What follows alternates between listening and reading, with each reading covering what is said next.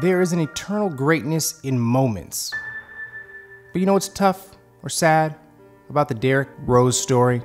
He is a full-blown success. From a full 40,000 foot view, with all the trees, Derrick is the American dream. Coming from that to this, #1 pick, to this, to that. Youngest MVP in NBA history. Problem is, in the moments that it is happening, basketball is the most bipolar sport or career you can have. And what I mean is that while it's happening, in real time, we deny all that we love, cherish, and celebrate. We act like some of the most important things just don't exist.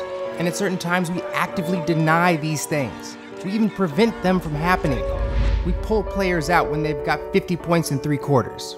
We wind down the season when teams are close to breaking records. Okay, here's what I'm talking about.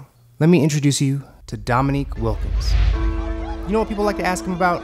Yep, the dunk contest. I'm not going to waste any time on this, but let's just agree that you got robbed in that dunk contest against MJ. We can move on, right? Tell us about that showdown at 88 in the dunk contest. How did it feel going against Michael Jordan in the dunk contest? This is basically his near-hell experience, constantly asked about his highest profile failures. And what sucks is that he's even caught in some weird limbo in how to respond.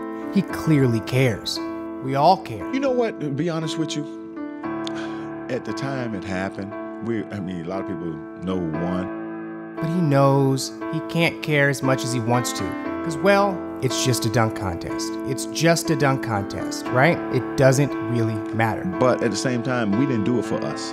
We did it for the fans. Right. It wasn't about us. It's not the right gold trophy. But if we were all being honest, we would acknowledge that these dunk contests are significant. Yes, not just significant, they are monumental. And in some cases, more important than championships. So Michael Jordan and Dominique Wilkins, this could be good. And another point I've touched on, here's Vince Carter.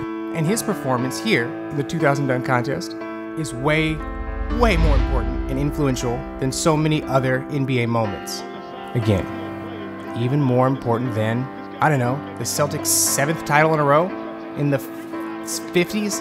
And I do recognize that some of society does see that. And some of these non-championship individual moments and achievements are held in high regard. Higher regard than team goals. I mean, there's an argument to be made that Kobe's 81 is more important than half of his other accomplishments, maybe even one of his championships. Seriously, what's more significant to his story and his legend? The second run with Shaq or that 81? We put these individual accomplishments, these selfish phenomenons in front of our stories and retrospectives and revel in them. We love them and remember them, but the problem lies in time. Time really screws up our ability to see what's really important. In our linear time, we always want and expect more. Next, what's next? An ascending trail, an ascending narrative. Even when we are standing at the peak, sometimes we never stop for the view. Back to Derrick. Derrick Rose's ascension and domination happened so damn quick that we were not allowed to really appreciate it. It was celebrated, we still appreciate it, but because, number one, the way the narrative is structured, winning these individual awards are always just part of the steps within some sort of bigger goal. You know, that goal. Especially when they used to still hand out trophies mid-playoffs. Players had to get their award and literally, moments later, set it down and forget it. And yes, this does make for a better overall NBA story, having the newly crowned king have to immediately prove himself again, but it really does deny any real humanness. Thank you all, and we love you all. So what happens now? Well, failure, setbacks, doubt, more setbacks, heartbreak, doubt, extreme scrutiny, business, betrayal, time. And now we zoom out on a broken individual that we all don't know how to get our arms around. It's like we want something from him. It's like he owes us something. We pile our expectation and hopes onto his broken back. And inside, he's dealing with this weight in even worse ways. There's no satisfaction in almost. We just want him to be something again. Be all of something, whether it's greatness or complete failure. Just be, so we can settle on a feeling other than uncertainty, want. We do this to all things that were once great. We fight them and deny them and question them until they are done. And when it is done, we do the simplest thing that we should have done all along. We identify those highs and appreciate the heck out of them, the joy they brought us. See, this was it. This was that moment. This was where he took us. And it was great. And if only we knew that then, we could have taken an extra moment and not moved on so quickly, not pushed past in that immediate heartbeat and piled on another level of mountain. This isn't a game with an end. There are ways to win, and they are plentiful and different. And this young man did win.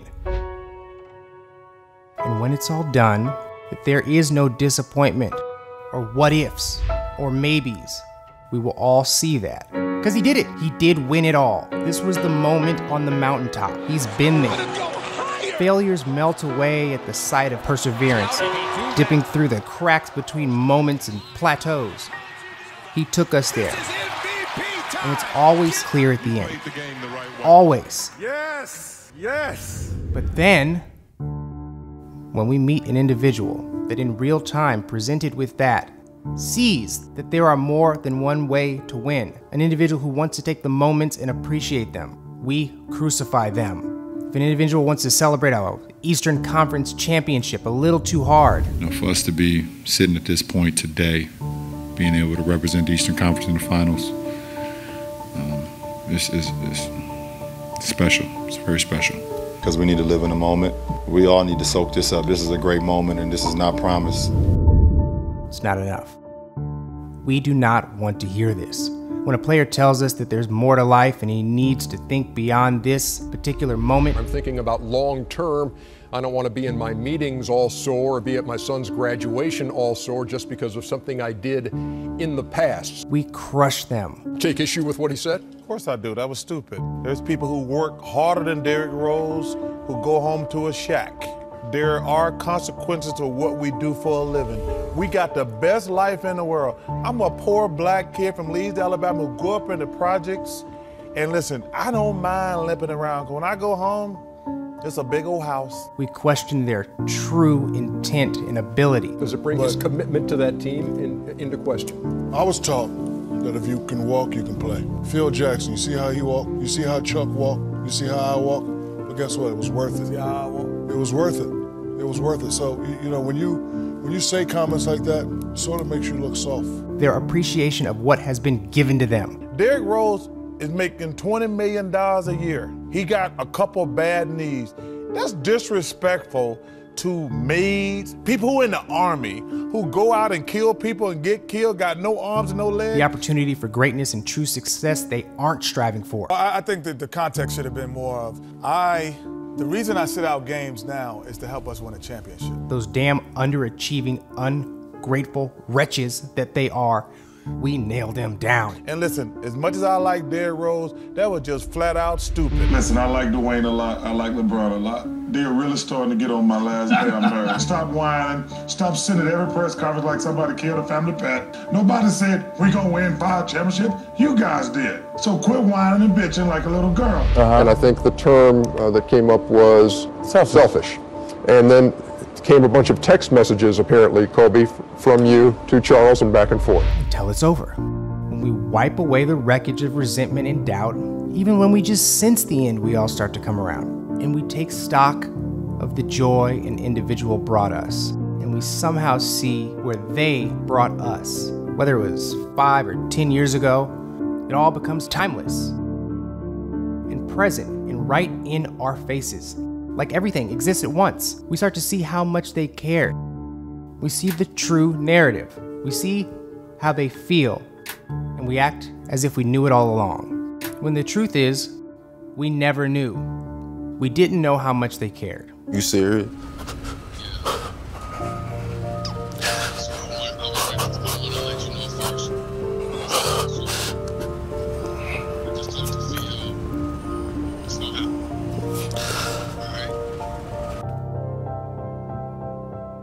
What was the phone call? What did he say?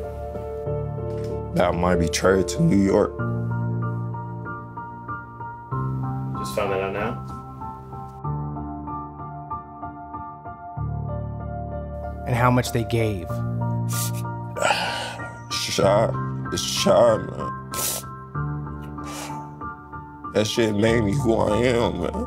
Like I said, it groomed me into the man I am right now. So I'm willing to do whatever it takes to win. In those moments, we doubted them. The lack of awareness as to how good he is at this point in his career and how good his team is. You know what I feel like happened? I feel like he maybe was reading a story from The Onion that said Knicks create 2010 super team. It's there. Super team. A super team. A super team. And looked past what they gave us. They always cared and loved and tried, but we always wanted more. So then we find ourselves here on a night like this. No hopes for the playoffs, no relevant team goals being strived for, with almost all true relevancy and importance miles away. When the situation is clearly and simply light years outside of greater success. This is when a man reached high and grazed just the base of the mountain he once stood atop, showing flashes of the pent-up anxiety we all carried in hopes of revealing a previous heartbeat, a blip of time, and we watch as he turns back the clock. He's working on a career night. And goes through the motions of greatness, almost miming the memories. It's a routine in the mirror. There's that reverse, that's his patented move. Feels and looks like it's happening, like we are in the presence of greatness. Turning back the clock with that and shot. He acted out the same significance, but it's not great. It's just a ghost. Oh, what a spin! A spirit lingering. All-star move by an all-star star coach. It's resolution that allows us to remember the feeling, but it's covered in years of disappointment and dust, piled up by how many what-ifs, and this is the year, and he's back. There's just one single moment. Derrick Rose. Greatness again. Just keeps putting them in. Stripped of every thread of meaning, it stands alone in this bubble. It comes with a knife that punctures what has run so deep and lets loose the feelings we never addressed. We get to touch that greatness that will never exist again. We get to see it in real time. It's like a hologram. It's not really here, but we are touched by it. None of these actual points matter.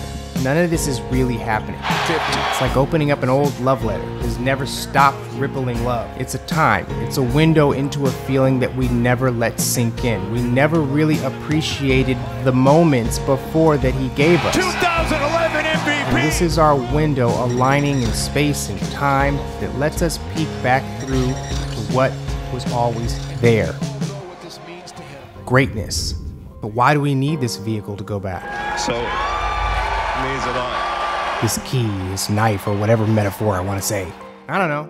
But once you know time really isn't linear, memories are not linear, and that it's all bunched up right behind us. But you did look like Derrick Rose of old. And that we can tap into the feelings that we may have pushed past. Man, I worked my ass off, bro. Maybe we can start to appreciate the eternal greatness. Tonight was a hell of a night. In moments.